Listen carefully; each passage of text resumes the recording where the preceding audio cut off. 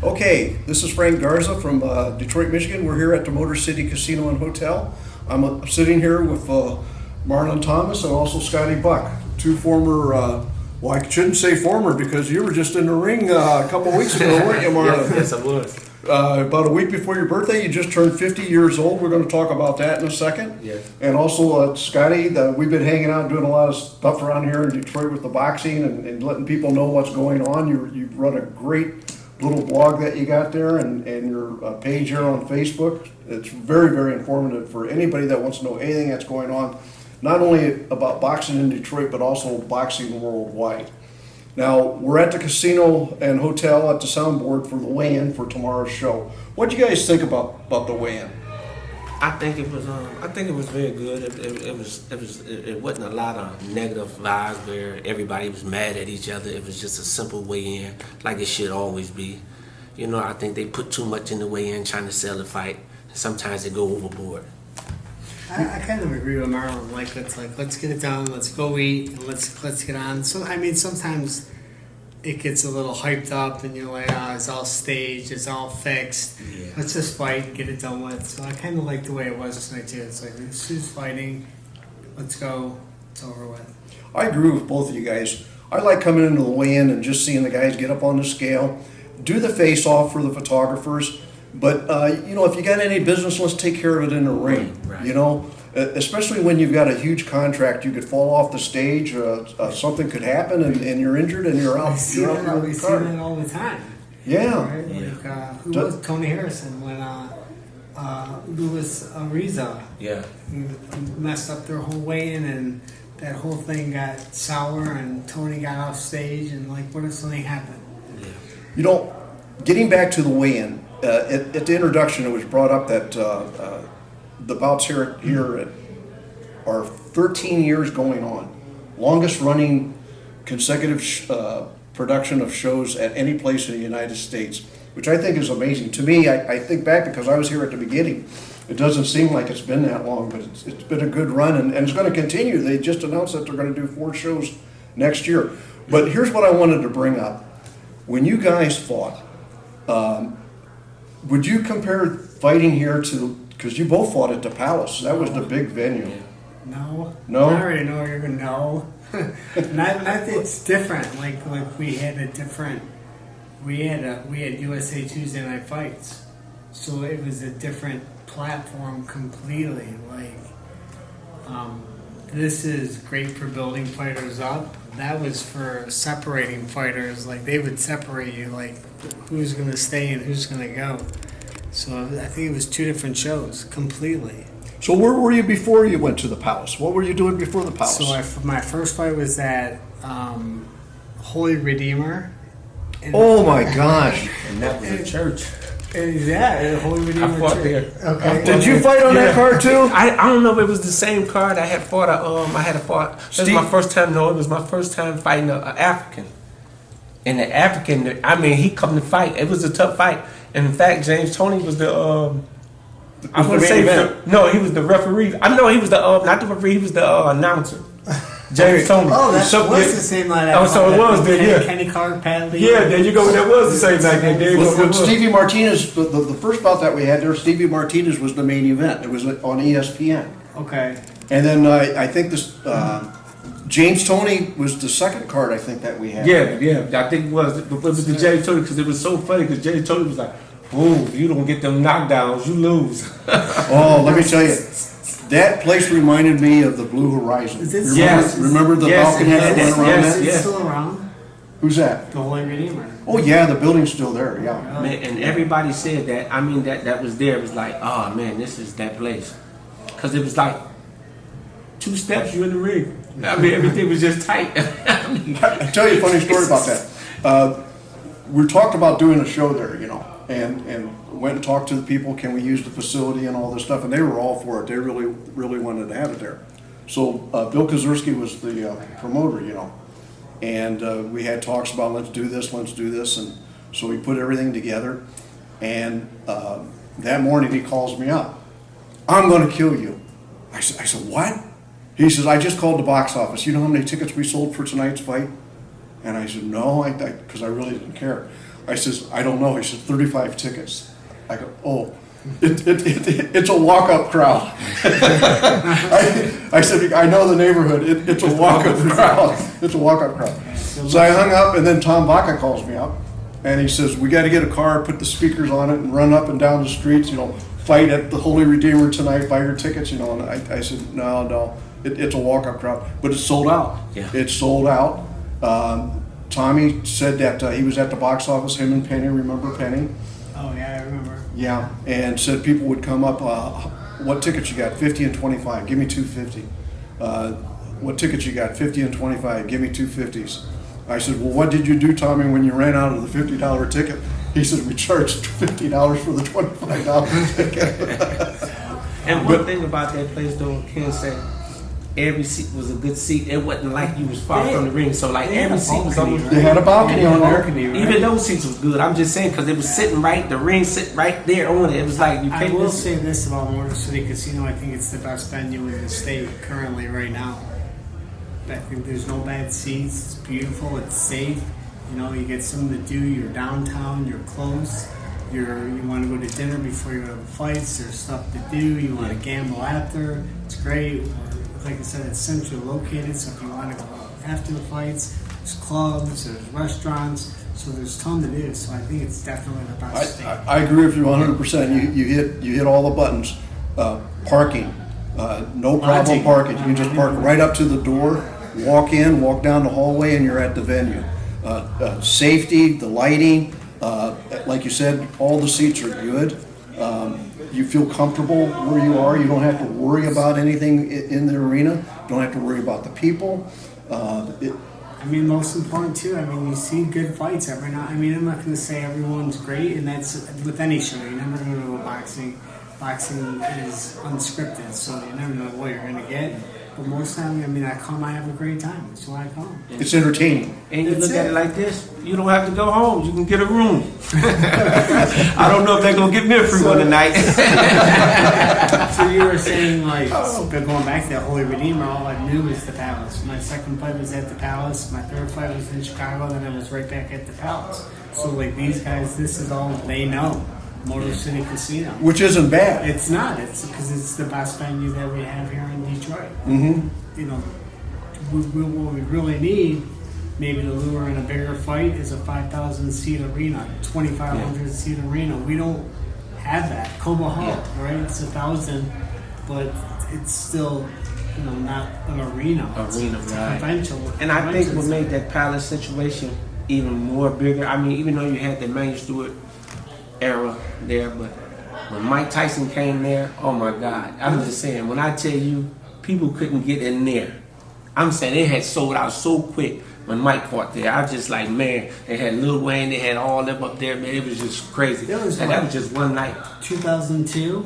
No, 2000. Okay, That was and 2000. then Tim Bradley fought there too. No, Yeah. Tim Bradley fought at the Pontiac Silverdome. Pontiac Silverdome. When he fought Devin Alexander. Because I saw a flyer Yeah. for it. It's one of the gyms, and I'm like, I don't remember any of that. Yeah, I don't know if you're getting that mixed up. Craig Payne beat Mike Tyson. He fought. They used to be bragging that. They always used to brag that around. Now Craig Payne fought. No, he may have fought there as an amateur. Yeah. He may have fought there as an amateur. I'll check his record. Yeah.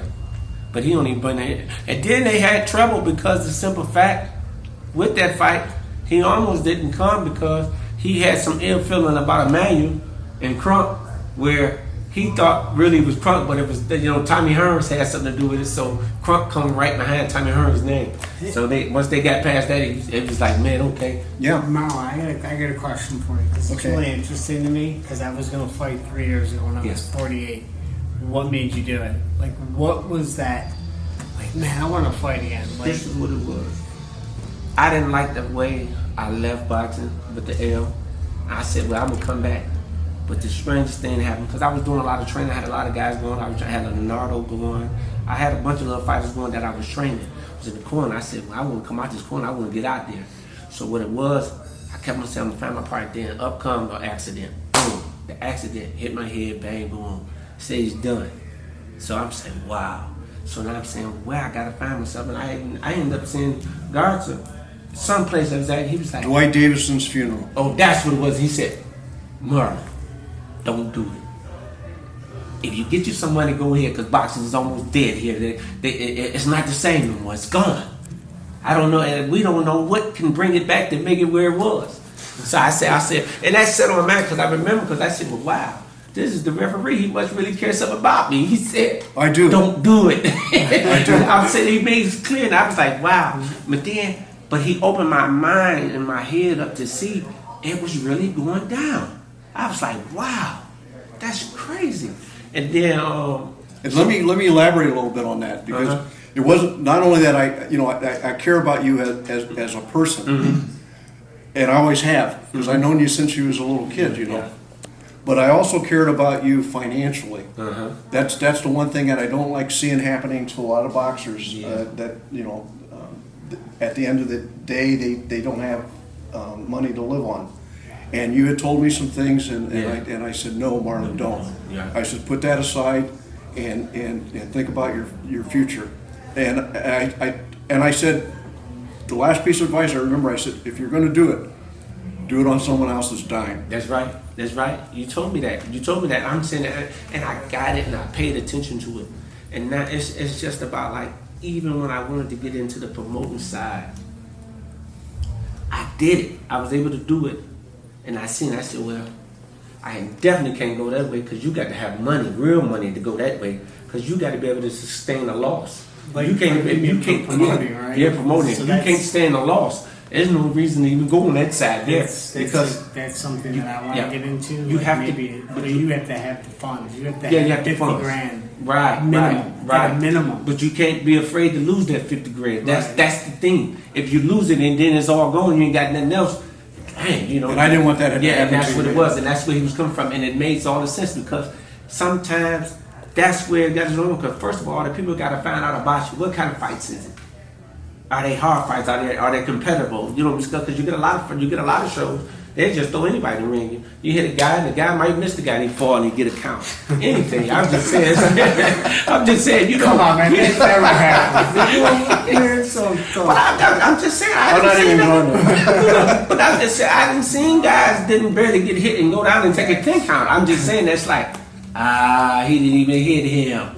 You know, but I'm just saying, when you get that kind, you don't want that kind of fight. Yeah, there's that famous story where the fighter goes down, I walk over there and I pull him, and I get down on one day and I said, 1, you didn't get hit, son. You're gonna have to get up. 2. But that's what keeps boxing alive. You got to have live people in the ring. That's what got me. If you want a good crowd, you got to have live. You can't have nobody just looking to lay down. You know what I'm saying? There's got to be some type of live boxing. You want to feel good. Because I went to some shows. And been like this, like, I got to get back in there.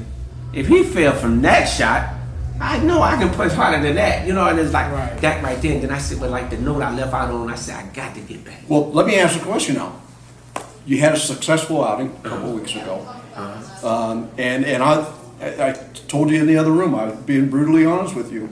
When I saw the gentleman that you were going up against, he entered the ring first, I shook, and you and I were in the dressing room talking prior to that. I wasn't working, so I came in to talk to you, because I always loved you and still love you.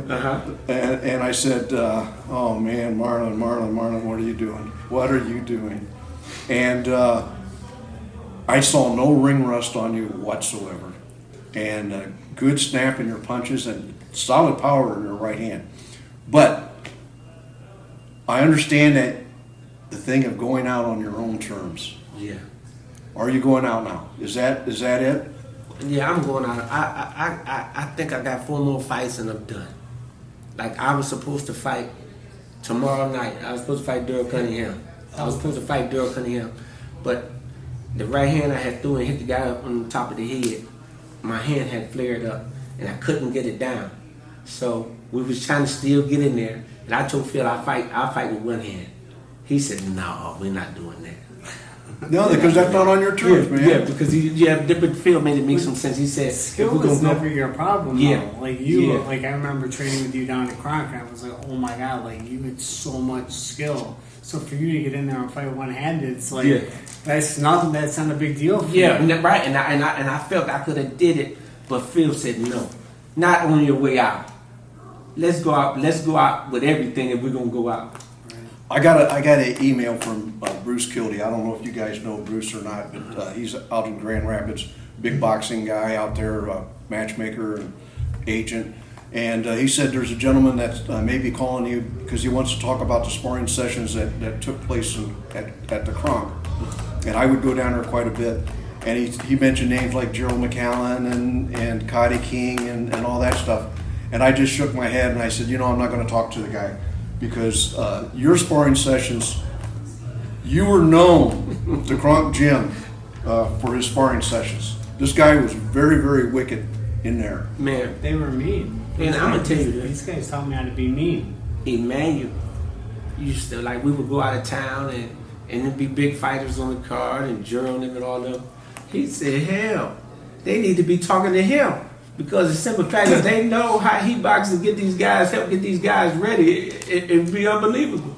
Because the Kronk Gym fight, it wasn't sparring, it was real boxing shows. I'm just saying, that just you come in, you got a free show. Now, Come to do you Kronk think- because People Do used you to think be that was your role at Kronk? I think my role was I was supposed to be a teacher, and I learned, like, I can do everything a man could do. I sat there and I used to sit there in the corner, right there by the professional locker room. I would sit there in the corner and watch him all the time. And he used to be like, man, why you always sit there? I said, I gotta get it. One way or another, I gotta get it. Mm-hmm. And boom. And then that's when he put me on his #1 fighter. I started doing the handwork for Tommy Hearns. So I was the handwork man. So it was like boom. So then then it worked. Tommy kept winning. So then I started helping somebody else. Then it was helping somebody else. Whatever he put me on, then he was paying me. I said, oh man, I'm getting paid to do handwork. Let's go. I'm on the team. And then he got part of the I forgot what year that was. He was they picked him to be the trainer for the USA team. Oh yeah. I was the assistant coach. So I got to train some of them. So now I'm out of town with him. So now I'm his right hand guy. So then I was already living with him. So it was like, pack your bag. We gotta go here. We gotta go there. We gotta go there. So I would do the work. I would take over the camps. When we had Lennox, This one he had Lennox. Was in the Poconos. He had Lennox, Mark Breland, Tommy came. Tommy had a fight coming up, and Was Frank Tate still there? No, He was gone by He then? was gone. He was gone. Okay. This was the I want to say the Michael Moore era. Okay. We came right around that. So when he had all them there, because Michael Moore was down there, we was all down there. He had all these great fighters and all these great trainers in the gym. So you know it's going down. So everybody started talking stuff. So the workout started at what.